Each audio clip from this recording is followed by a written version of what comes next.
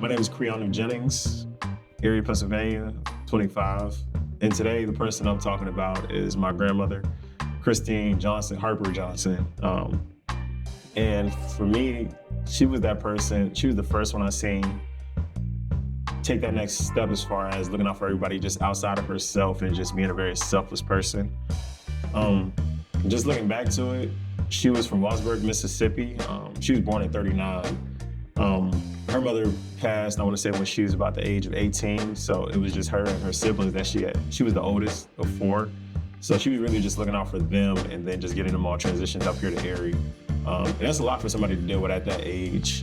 And she did it with no problem from what I've been told and what I've seen. She passed when I was 8, but from that time when I was born to 8, that's pretty much in my mind that community person that everybody came to on a daily basis. It was somebody different at her house. I was there all the time. I feel like that was, if not my first home, definitely my second.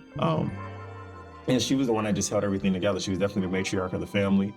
She worked at Hagen for well over 30 plus years and housekeeping. She didn't have a formal education given her circumstances from Walsburg. She was a church-going woman. She was very beautiful, nice. She kept herself clean. Every Sunday, that was the expectation. Grandkids, kids, the whole family really was at church every Sunday. That was pretty much, there was no say-so on that. You were at church and then you might go to vacation Bible school in the summertime if she had you, but that's who I seen. She taught me a lot. She, how can I put this? She did a lot for me in ways that I didn't understand until I got older because I thought it was the norm as far as the community aspect and then like the teaching aspect. She was always teaching people, again, without that formal education. She taught me how to ride a bike. She never knew how to ride a bike in her life, which was funny. She taught all her grandkids how to ride bikes. But it was cool to see that like she didn't let not having those formal education or like those expertise or anything deter her from anything she needed to do. She worked in housekeeping for 30 plus years, like I said, so it wasn't like she had a whole lot, but she made do with what she had, which I always thought was great. So for my grandmother and just from how it was explained to me, our grandma Mary, again, she passed when my grandmother was 18. So, and she started to go blind before that, but they were slaves in Walsburg, Mississippi. I'm not sure what the environment was, but I was told it was very rough. My grandmother was actually picking cotton, so it was like that bad to where they were gonna have to leave regardless. And it was just one of those things, like it was a trying time for her and the things that she had to go to because it was her and her 4 siblings, or her other 3 siblings. And it was just, grandmother passed. So you go from being in a horrible environment, picking cotton, you lose your mother, father passed before that, and then you have aunts and uncles and certain family members who try to separate you from, she had just had my aunt. My aunt was born about that year when she turned 19. So trying to raise a newborn child, look out for your siblings, your mother just passed, you're trying to get away from circumstances that you were raised and born into. It was a lot. So between that transition from there and then family members trying to take the siblings or her child, it was just a lot, but she held it together. With my grandmother, our day-to-day routine during the summertime was probably the funnest. Outside of her, like going towards the end of the school year, just looking back at it, she was the one that picked me up from school. She took me in the morning, she was there, parked in the exact same space. I had perfect attendance. Probably the only time I had perfect attendance was when she was taking me. But that's what I do. We wake up, coffee, cigarettes. She would cook me breakfast. I didn't really know too much about cereal. Unless I went to other family members' houses because I was raised on like warm breakfasts. So the grits, the eggs, sausage, home fries, that's what I was used to. So I didn't know too much about cereal up until that point. But that was just the routine that she had for us. And then outside of school and just making sure I was there on a regular basis, which was super funny. During the summertime, she would have the kids out there. She would take us to play games. We would go down to like a little creek down at the end by her house. She taught us how to ride bikes. So for me, it was just, it was difficult a little bit sometimes because you fall a lot.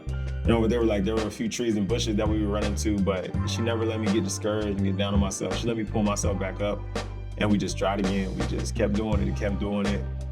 And then eventually I got it right. So, which was cool because and at the time, I didn't know that she didn't know how to ride a bike. It's one of the things you don't think that, you just assume people do. So her not knowing, and she sat out there with me. We did it every day. Cry, sad, happy, get up. Come on, we're just gonna keep trying. She did it with a smile on her face. I was the youngest grandson at that time, so had a lot of one-on-one time with her when everybody else wasn't around. So just, she stayed on me to do it and keep to it. And then I feel like that really instilled in me like that hard work, and then you fall down and you get back up. Like that's just how life is. And I know that might seem like something that's a little more minute, not as serious, but for me, that's one of those memories I definitely cherish and appreciate. Because up until that point, it was just when she take her walks, I was walking with her and her friends. That's what we did in our routine. But learning how to ride that bike was just like that next step for me, because it was like, okay, well, I can do a little bit more. I can go around the neighborhood a little bit more. So looking back to those memories, I really do appreciate, and it was just good times, really, when I look back at that time. Just living out there in the Franklin Terrace, it really was a community within inside a community in Erie.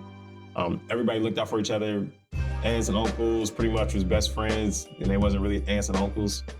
And it was just aunts and uncles, but it was super funny because you would just end up growing up with all these cousins that weren't your cousins just because of the community where you lived at, which was normal for all of us. My grandmother instilled in us a lot of family values as a whole for everybody. Some people didn't take them as well as they should have. I took the ones I learned and seen her doing, because anything she taught to us, she did it in action as well. We seen it as well, and obviously seeing is believing. So, and those would be like looking out for one another, like that honest, that genuine care and nurturing of each other, and just being there for one another. You may not necessarily have it all to be able to solve their problems, but some people just want that person to sit and listen to them talk, vent their frustrations, and a home-cooked meal. People will come to her house and they may not have eaten a home-cooked meal in maybe a few days, or they may not have as many groceries. She would give the groceries she may have had at that time. I watched her give canned goods to other people instead of them just going to the food bank. She was the food bank sometimes. But those are the things I seen. And then growing up, she always made sure we felt special, we were appreciated. She gave us our one-on-one time. Her and one of my aunts, they would routinely take me to the monster trucks every time they came to town. I don't think we ever missed a year. Outside of like our regular routine, the monster trucks was something I looked forward to, because it was me and just these two older ladies. We just hang out at the monster trucks. Like it wasn't nobody else that took me. That was her thing for me, which I always valued and appreciated. And then looking back on it now for how I am, I have a daughter, she's 4, and I have a little brother, he's 5. And my mother followed up with these as well, as far as she took those same values and she made me feel special, but we tried to instill those and make them feel special and give them that one-on-one time they may need, or just taking them out to do things. Like just the other day, I took my brother and my daughter bowling. We haven't done anything like one-on-one or as like just us 3 in a while. So those are the things I want them to remember and appreciate, because my grandmother did those for me. And then just really keeping her spirit alive, just as far as how I take care of people, look out for people. I don't hesitate. I'm a cook sometimes, so if I have to cook, I usually cook for more than 3 to 4 people. I cook for about 12, and it's nowhere near that many people. But those are the things I see my grandmother do in her little 1-bedroom house that we all made feel like it was a mansion, because there was so many of us in and out throughout the days. I take those values, I try to do right by people. Those are the things she raised us to do and raised us to be as young men and women. And those are the things I want my daughter and my brother to see as well. Those are the things that were taught to me, and I want those to keep going. I keep an obituary of my grandmother with me. She's always with me, whether it be in my heart, just conversations, certain things I would say, I would think, those things she would say to me. How she would hype me up and things like that. I try to do that for other people. I do that for other people. I don't try to, I do, because she did it for me. I do it for my daughter, I do it for my brother. She's real big into affirmations as far as you're handsome, you're pretty, you're beautiful, things like that. I heard her say these things. I see the excitement in her eyes when she said those things. She believed, and when she wanted you to believe it as well. So those are the things I take with me day to day as far as when I handle people, when I talk to people, because that's really how I was raised.